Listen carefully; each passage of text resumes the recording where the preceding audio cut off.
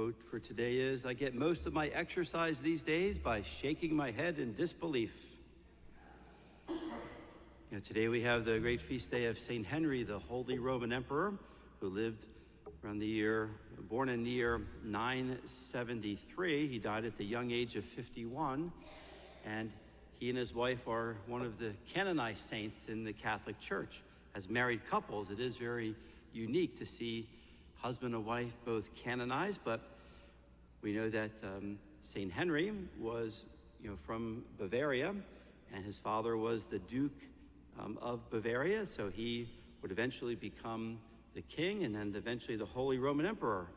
He married his wife Kunigunda in the year 998. They lived for 25 years as a married couple, and it said they had what's called a Josephite marriage, which is the marriage of Joseph and Mary, that they remained celibate during their marriage as an act of sacrifice and as a way to engage in the apostolate and evangelization. That, in fact, Kunigunda had consecrated herself to God as a virgin, and when they were married, St. Henry respected that. And so they made that sacrifice of living as Joseph and Mary, and so they would spend their time serving others and helping to establish monasteries and promoting good, holy things. So you see that celibacy in their marriage was for the apostolate, was for evangelization.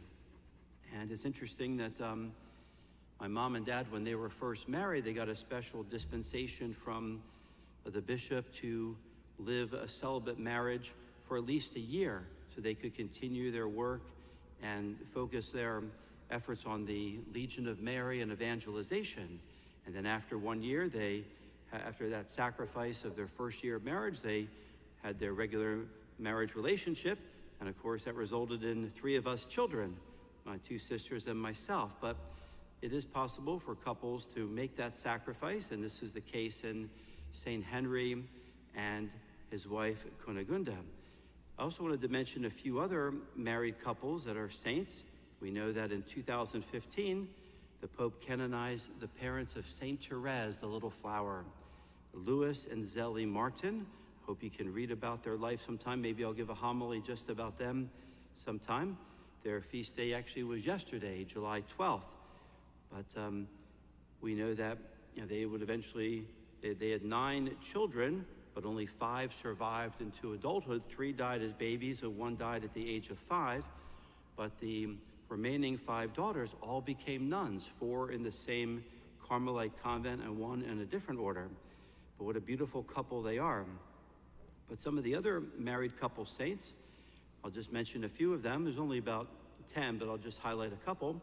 One was a young couple from Egypt, St. Timothy and his wife Mara, who were crucified together in the year 286 AD under the persecution of Diocletian. They were only married for 20 days.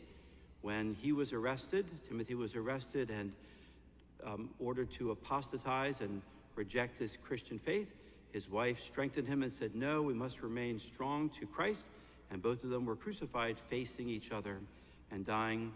And it says they spent 1/3 of their marriage dying together on the cross. Then there was St. Gregory of Nazianzus and his wife Nana. They were the parents of St. Gregory of Nazianzen and other siblings that were also canonized. Then there was St. Basil and his wife Amelia in the 4th century. They were the parents of St. Basil the Great and St. Gregory of Nyssa. Then I mentioned St. Henry and Kunigunda. On the year 1000 is when they lived. And he was the Holy Roman Emperor, she was the Empress. And they had a very happy 25 years of marriage. But again, in fact, after Henry's death, she became a Benedictine nun. And what's also interesting that the parents of St. John Paul II are now being considered for canonization. The Archdiocese of Krakow recently opened their cause for beatification, the parents of John Paul II. So I certainly think that'll be an interesting one to follow to see how that is advancing. But there's a few others. There's a Korean couple that in the year about 1800 were both killed for their faith, and then others in more recent years as well. One of the interesting ones was the servant of God Cyprian and Daphrose Rugumba from Rwanda, and they had very interesting, I'll just mention that it says they were married after Cyprian, a former seminarian, had lost his faith completely. Though Daphrose was a faithful Catholic, Cyprian was a philanderer who had multiple affairs and one illegitimate child during their marriage.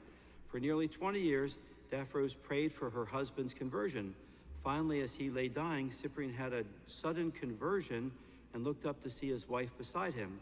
Cyprian was healed and begged Daphrose's forgiveness, which she gladly gave.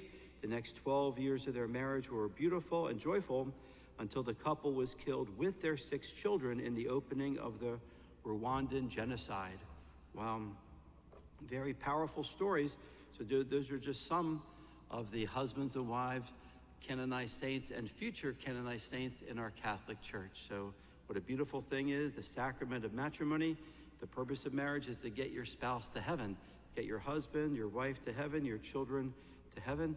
So we invoke these holy men and women, especially St. Henry and St. Cunegunda, to pray for us.